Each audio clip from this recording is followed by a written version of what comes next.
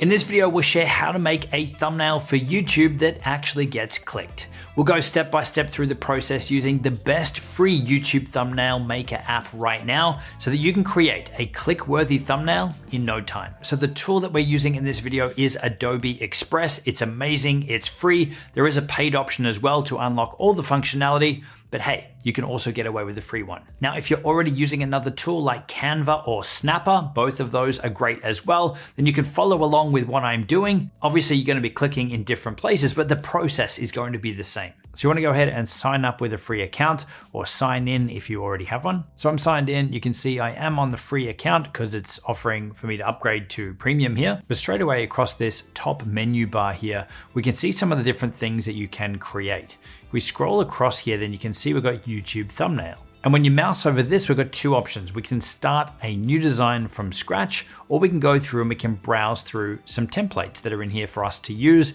and to customize up. So if we click on that, then straight away, if we scroll down here, we can see there's so many different designs and things that we can use either to customize up ourselves or to use as inspiration for our own designs. So let's say, for instance, this one here, if we click on it, then now it's fully customizable. We can pick stuff up, we can move it around, we can delete stuff, we can add our own images. Everything is really easy to modify and to change and make it our own. Now I'm just gonna go back out of this because we are gonna create something from scratch. So again, I could come over here to YouTube thumbnail and create from scratch, or you can come up here and you can choose custom size and you can type in the size manually. So I'm gonna go 1920 by 1080. And we're gonna go create a new file. And this now is our canvas area that we're gonna be working on. Over on the left-hand side here, we've got our main menu bar with the different tools and functionality and things in here. We've also got a secondary menu bar across the top. Now this one changes as you're in different areas and have different things selected, but this is the main area that we're gonna be working with. Now for the purposes of this video here, we're actually gonna be creating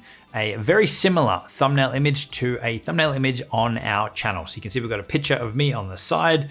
We've got this graph or chart image here. We've got some stars or space in the background, and we've got some big bold text on the side. So we're gonna create something very similar to this. So the first place I like to start is with the background. And there's a couple of different ways that we can do this. If we come over here to media, then we can upload photos, videos, audio, anything from our own computer. So if we already have a file that we want to use, we can upload that and use that. You'll also see here under media, there is a bunch of other assets that we can use in here too. Now there is a mix of free and paid things in here. You can see all the ones with this little crown down the bottom.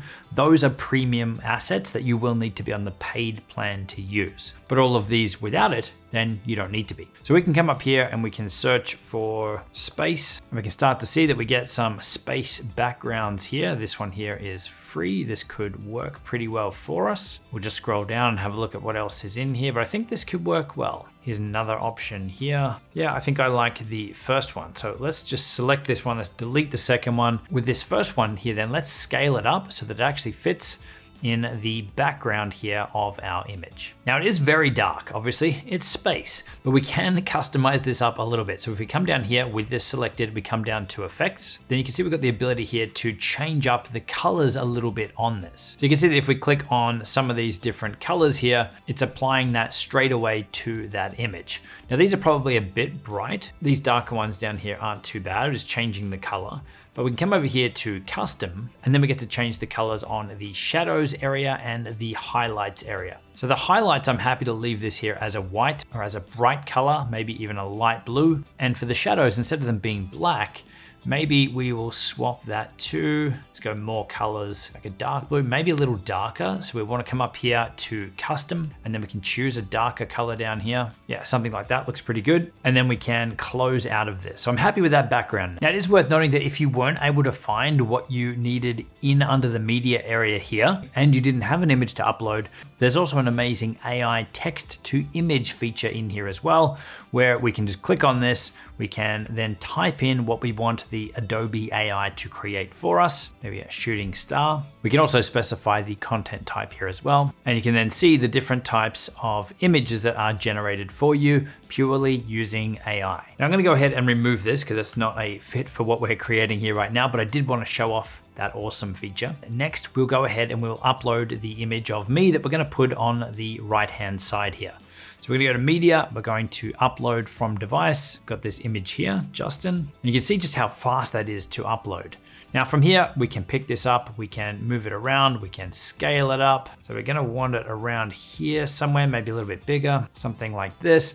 But obviously we want the background removed. So with this image selected, we can come over here to remove background, and it's gone ahead and it's cropped that out for us. Now there is a little warning down the bottom here that said that the background removal feature is free for a limited time. So right now, this is a free thing. It's actually been free for quite a while, but if you're watching this and they've removed that feature for free and you're not willing to jump on their paid plan, I mean, hey, that would be a good reason to jump on their paid plan. I'll have linked in the description below some other ways that you can easily remove the background from your photos for you. All right, so we've got this image here now. We're going to move it off to the side a little bit more. Maybe we'll scale it up a bit, something like this, and we will make this look a bit better very soon. But next we're gonna go ahead and add in our text. So I wanna come over here to text. Now we can again go through these presets, find something that we like and bring it in and customize it up, or we can create something purely from scratch. So I'm just gonna come up here, add to text. I'm gonna select this and we're gonna type in, our first word was revive. Now, if I select this, then we can customize it up. So I'm going to choose our font. Let's choose Oswald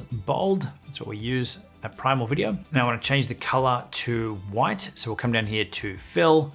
Let's choose white. The other thing we will do is we'll close up the letter spacing between each of these. So if we hit on this little button here, text spacing, then we can adjust the letter spacing here to bring it a little bit closer together, something like that. Okay, so we've got our first word. Let's bring this up here. Now to save us creating this again from scratch, we can duplicate it. So we can just right click on it and choose duplicate, and we have another exact replica of it. So our next one here is going to be dead. Let's duplicate this again, channel. And for this, we really want the word dead to stand out. So let's make this much bigger. So we could just select it and we could increase it manually here. We could type in the amount. Let's say that we want it around maybe 300. Let's see what that looks like. Or we can just come over here and use these little controls here on the side of the box and drag it up to where we want it. Maybe something like that. Now for this word, we're gonna change the color on it so that it stands out. And for this, I'm gonna pick a blue like our Primal Video blue. And then let's move these around a little bit. Okay, something like that. Now if we preview our original YouTube thumbnail here, I've used a different image, but it's not a problem. We can see that we've had this line chart graph thing here. Also, we've got like a lens flare or a bright spot here that's been added.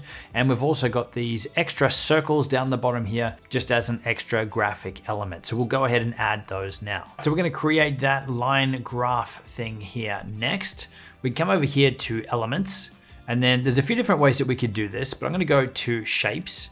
Now we could just create a rectangle shape, squash it down to the size that we want, or we can come up here and just search for line. And you can see here, we have a graphic here that is a line that if we click on, it's gonna add it straight to our scene, and we can customize this up. So let's change the border to our yellow. Okay, something like that. We can increase the border thickness here, maybe something like that. And then all we need to do is adjust the length of this and the position of it to where we want it. So maybe we'll start at about here.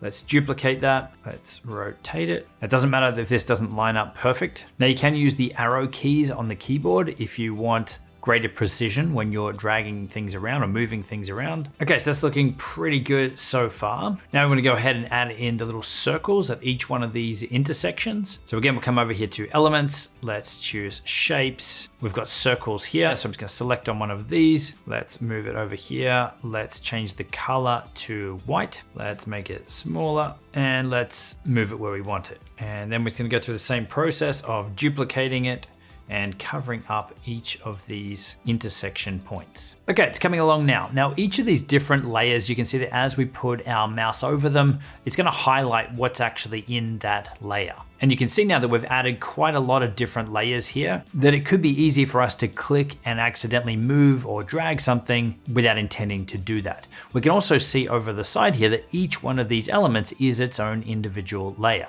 What we can actually do is group some of these layers together so that they are locked or stuck together. So let's go ahead and just draw out a box around all of these things. And then I want to deselect everything that's not related to this graphic here that we've just made. So I can hold down Shift and I can click on something to deselect it. So I'm going to deselect this text here. and also the background image. So that all that we're left with now that is selected is these yellow lines and the circles. And then I just need to right click and we can choose group. So now we see that all 16 here layers are all grouped into one. So I can just pick this up, I can move it around if we need to, and it just makes it much easier to manage all of the different elements in one place. We can even scale this up and down if we needed to. Okay, so it's coming along now. A few extra little pieces we still need to do. Let's come over here to media, under photos, and let's search for light flare. So we can get that little graphic behind this here. Again, you'll see we've got a mix of premium or paid and free, but something like this one could work really well. So let's pick this one. Now you can see it's brought in the light flare here, but it's also got the black in the background. So with this selected, we can come down here to blend and let's set this to screen. And you can see that's removed that background there for us now. So we can pick this up, we can move it here on top of my finger. Maybe we'll make this a bit smaller. And that's looking pretty good. I mean, we can dial this in further if we'd like. We could select on that lens flare again. We could come down here to adjustments and we could adjust or color correct that lens flare, or that light flare there. So we could adjust the contrast on it just to change up how it actually looks. So something like this could work well. Now the other thing we had in the original was some little circles down the bottom here, just an extra graphic element. I'm gonna come back over here to elements. Let's go to shapes. Let's pick a circle again. Let's switch it to our blue. So we'll change the fill. We can grab this eyedropper here and pick our color blue. And now we just want to scale this down. Let's move it down here. And then we just go through that same process of duplicating again. Now there is a keyboard shortcut, Command D if you're a Mac, or Control D if you're on Windows, that will duplicate that for you. Okay, we got those in. Again, we can select these. We can deselect the background holding down Shift, and we can just group these so that at least they're stuck together. We're not gonna accidentally move them. And then from here, we can move them to where we'd like. Now, the last thing I do here is just tweak the colors normally on the photo so that it pops a bit more. So we can select on that, we can come down here to adjustments, and then you've got your regular color correction tools here. So the first place I like to start is with the warmth slider here. We want to make sure that our white balance was set correct. So we can add a bit more warmth or yellow, orange to it if we need to, or likewise, we can add a bit more blue or cool it down. So that's not too bad. We could then increase the contrast and maybe we'll bump up the saturation a little bit as well. So you don't want to go too much with this, look very sunburned. But we're just going to amplify the colors a little bit here. Now, the last thing you could do is, depending on your photo, you might want to add a little bit of sharpness just to add a little bit more detail. Again, like you don't want to add too much, but it just crispens up the image a little bit here. Something like that. So now that we've got our thumbnail image created, we want to go ahead and download it. So we can hit download up here. We then get to choose our file format, and you want to use either PNG or JPEG. In this case, I'm just going to run with JPEG. I'm going to choose download. That file is now saved on our computer. And then if we head over to YouTube, we come up to our YouTube studio area. We can then choose content. Let's go and find the video that we want to add it to. I'm just going to pick this one here. We scroll down to where it says thumbnail, and we can then choose change or upload, and we can then pick our new file from there. So there we have it. That's how easy it is to create an amazing looking thumbnail image quickly and easily. Now that you've got your thumbnail images sorted, if you're looking to create an amazing banner image for your YouTube channel, then check out the video linked on screen. If you want to learn how to get to 1,000 subscribers fast, that video is also on screen. And as always, there's a bunch of resources and tools designed to help you, all linked in the description box below. I'll see you in the next video.